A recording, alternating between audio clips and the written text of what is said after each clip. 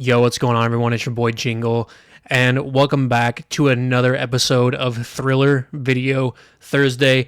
We are on episode 11 today. We've been almost at this for 3 months, which is crazy to think that 3 months ago I picked up a big haul of these Thriller Video Elvira tapes. For those of you that are new here, every Thursday I review another one of the Thriller Video big box VHS tapes that are hosted by Elvira. Today, we are going to be talking about Guardian of the Abyss.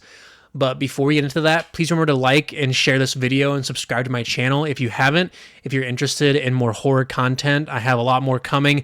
I've been super busy lately. I've had a ton of meetings this week. I actually did an 8-hour session on my Universal Monsters sleeve yesterday, and that was a really long day.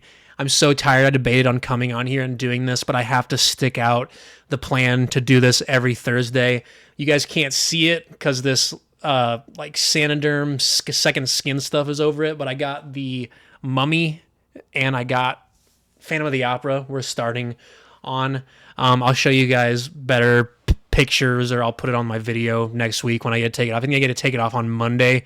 This stuff's supposed to heal your tattoos really fast, so we'll see if it does its job. So Guardian of the Abyss was released in November of 1980, and it was directed by Don Sharp, who is best known for Curse of the Fly, which is a really great classic horror movie, and Kiss of the Vampire, which is a classic Hammer film.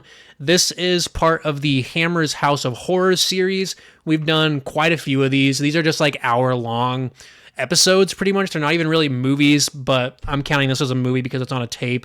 And with all the Elvira monologues and stuff, it comes out to be a little bit over an hour.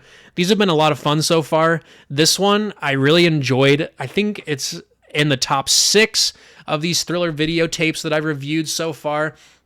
So the plot of this one is about an antique collector who finds this mirror at like some kind of estate sale, and it ends up getting into the wrong hands, and it turns out that it's like a gateway to hell or something, which is crazy, and it seems really far out there, but it was a lot of fun. This was my favorite monologue from Elvira so far. Super cheesy and funny, and I always just love how she like sets everything up with these. She's so much fun. So this one starts off with some really well done satanic ritual with a dude in a creepy mask, and there's some really cool smoke effects and stuff, and the main like member of this cult is a hypnotist, and he does some weird stuff with like voodoo dolls, like making the main character and this girl do stuff, which is crazy. There's a lot of satanic imagery in this one, which is really well done and super cool. And right from the beginning, it shows this girl escaping the castle where like the satanic cult was. Like I think she was about ready to be sacrificed, and the main character ends up rescuing the girl. I don't even remember catching his name, honestly. And I didn't look it up or anything. We're just doing this super raw. But so she escapes and he rescues her. And she ends up having the mirror that she stole back from them. And it's really funny. His friend is like giving him crap for bringing this girl home. And she keeps going into like zodiac signs and like what his perfect match is and stuff. And this one has a really great orchestral score all the way throughout. It's really, really well done. There is an animal sacrifice in this one.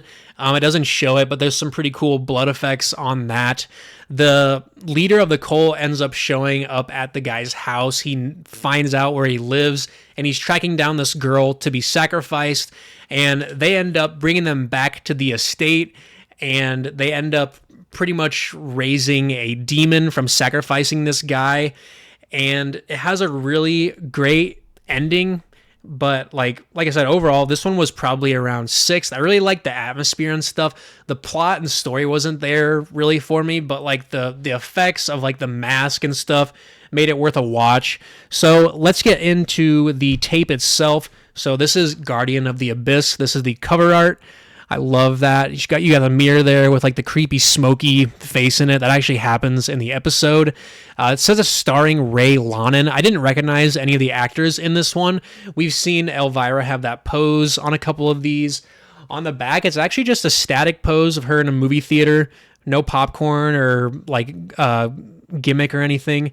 So that's pretty cool. But let me read you guys what this says. So it's starring Ray Lonan and Rosalind Landor. It says, mirror, mirror on the wall, who's got the biggest pair of all? Oops, I didn't notice you standing there, horror fans. As I was saying, tonight we're going to watch Guardian of the Abyss. You see, this guy buys a mirror at a garage sale, and it turns out to be the freeway on-ramp to hell. Then this evil cult gets a hold of the mirror and plans a human sacrifice so that old Debil can get his passport to wreak havoc on Earth. Honest, I'm not making this up. So fasten your seatbelt, kids. You might have to jumpstart your heart after viewing this one. Unpleasant dreams. So that's this one, guys. I think so. There's like an orange sticker on all these, and just based on that sticker, it said this one came out in May 29th of 85. Now, these came out after the series was released, obviously, but that's really interesting. I'm still not 100% sure if that's like the order they were released or like the order that this edition came out, but I've just been following that because it's on pretty much all the tapes I got. But I really like the artwork a lot on this tape. This episode was a lot of fun. I'm super excited for next week's episode. Next week, we've got Dr. Jekyll and Mr. Hyde. I think it's like the strange case of Dr. Jekyll and Mr. Hyde. And that one is actually a feature-length film. So far, the feature-length films have been my favorite. We had Frankenstein and the Monster Club. The Monster Club has been my absolute favorite, but I love Vincent Price. I'm a sucker for anything Vincent Price. But I just want to come on here and do a quick review of this for you guys. I'm so tired and so exhausted from work and my tattoos and stuff. I almost didn't do this, but like I said, I had to keep the streak going. I had to keep putting one of these out every Thursday until we get through all these. We're just about halfway done. I think after next week or the week after, we'll finally be halfway done with these. But if you guys enjoyed this, please like, share, and subscribe to my channel. That would be amazing, and I will catch you in the next one. Peace.